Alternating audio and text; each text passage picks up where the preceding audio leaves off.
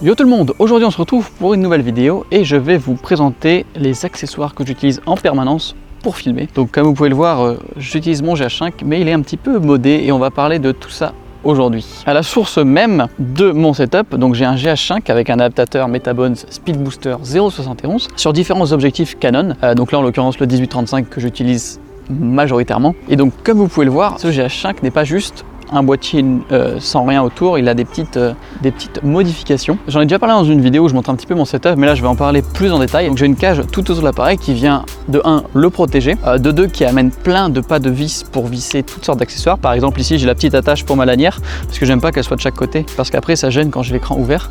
Du coup ce que je fais c'est que je la mets que sur un côté, comme ça l'appareil pend comme ça.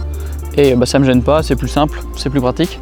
Donc j'ai la petite attache par exemple que je viens visser là. Il y a d'autres accessoires que je vais venir rajouter dessus, vous allez voir. Et donc cette cage aussi, ce qu'elle me permet de faire, donc c'est déjà d'avoir aussi en bas plein de points d'attache pour bouger ma plaque de trépied, par exemple pour équilibrer sur mon glide cam. Il y a plein de petites choses qui sont pratiques. Et en fait j'ai aussi un truc qui est ultra important pour moi, c'est-à-dire que l'adaptateur que j'utilise, le Metabones, est extrêmement fragile. Il coûte 850 €, ce qui est beaucoup trop cher pour ce que c'est. Il est extrêmement fragile et du coup en fait il y a un jeu entre l'objectif, l'adaptateur, et il y a aussi un jeu entre l'adaptateur et le boîtier. Ce que j'ai en dessous, c'est tout simplement un petit adaptateur qui vient se visser de la cage jusqu'au Metabones, donc qui vient relier les deux et qui les soude l'un à l'autre, ce qui fait qu'en fait il n'y a plus aucun jeu entre l'adaptateur et le boîtier. Le seul petit jeu qui me reste, c'est entre l'objectif et l'adaptateur, ce qui vraiment limite la casse beaucoup. Ensuite je vais visser ma plaque de trépied en dessous, déjà pour la tenir c'est plus simple, pour aussi le mettre sur un trépied tout simplement, et puis pour la prise en main c'est plus sympa tout simplement. Dans cette vidéo j'ai beaucoup parlé de SmallRig, c'est une marque chinoise qui fait des cages, plein d'accessoires pour les appareils, de toutes sortes vraiment. Je vous mettrai les liens en description de toute façon. Alors oui, je vous le dis, ils m'ont envoyé donc pas mal de matos au fur et à mesure du temps, pas forcément une fois, mais à la longue ils m'en ont envoyé pas mal. Et donc je leur avais dit que je vous montrerai tout simplement leur cage en vidéo. Je vous montrerai pas si je l'utilisais pas, c'est vraiment quelque chose que j'utilise absolument tout le temps depuis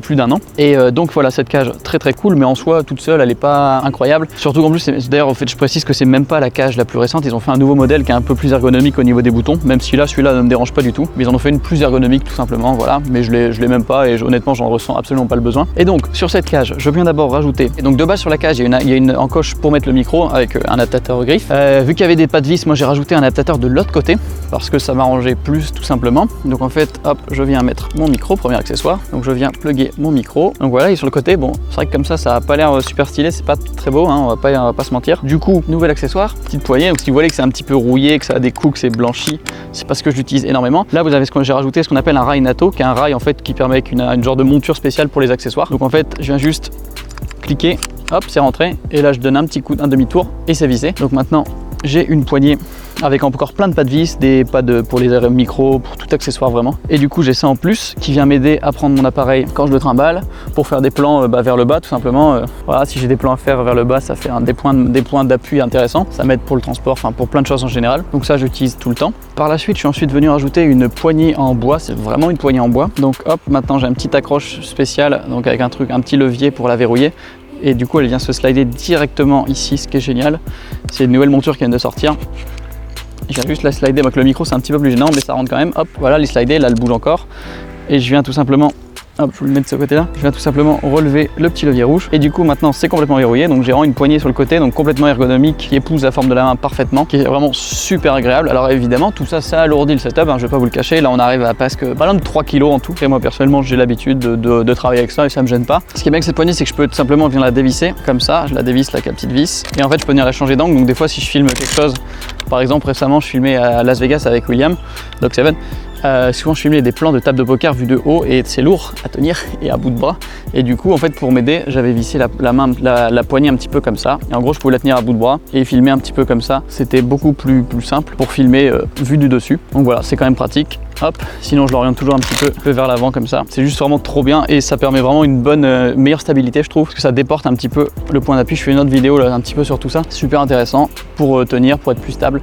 Et puis tout simplement le fait que ce soit plus lourd, et également ça aide à avoir une meilleure stabilité. Voilà l'essentiel moi pour mon setup que j'utilise tout le temps, c'est vraiment ce que j'utilise tous les jours. Alors vous voyez aussi un petit filtre de vent, ce qu'on appelle un filtre ND variable, je vous ferai une toute autre vidéo là-dessus complètement, je vous la ferai bientôt, mais en tout cas on va pas parler de ça là. Mon setup que j'utilise tout le temps dans tous les voyages, de vraiment tout le temps, et en plus qui a de la gueule, Franchement, avec la petite poignée en bois et tout, on va pas se le mentir, ça rajoute un petit cachet. Et ces accessoires sont disponibles vraiment pour tous les appareils. Ensuite, donc je vous montre quelques plans là par exemple d'un autre appareil avec la même cage. Donc là, c'est un Sony A6500.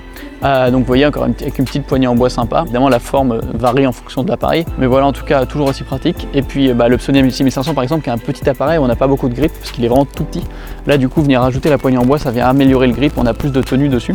Donc c'est cool. Vous pouvez toujours ajouter des petits accessoires grip, mettre des micros, machin, plein de trucs. Vous pouvez vraiment pimper votre appareil. C'est le setup que j'utilise tous les jours. Vous pouvez le faire avec plein d'appareils différents. Vous avez vraiment plein d'options possible, du support d'épaule aussi, et puis vraiment plein d'autres choses, que ce soit pour du plus bas de gamme ou pour du plus haut de gamme, il y a vraiment un peu tout qui est disponible. Je vous mets le lien de Small Rig dans la description de leur site. Je vous mets quelques liens aussi, donc Amazon avec les pièces plus précises que moi j'utilise. Donc merci à Small Rig quand même de m'avoir envoyé un peu pas mal de pièces pour faire cette vidéo et puis pour m'aider un peu au quotidien avec ce que je fais. J'espère que ça vous a plu. Si c'est le cas, n'hésitez pas à laisser un petit like. N'hésitez pas à vous abonner si ce n'est déjà fait. Comme d'habitude, Instagram toujours avec plein de photos de voyage, c'est dispo, allez voir.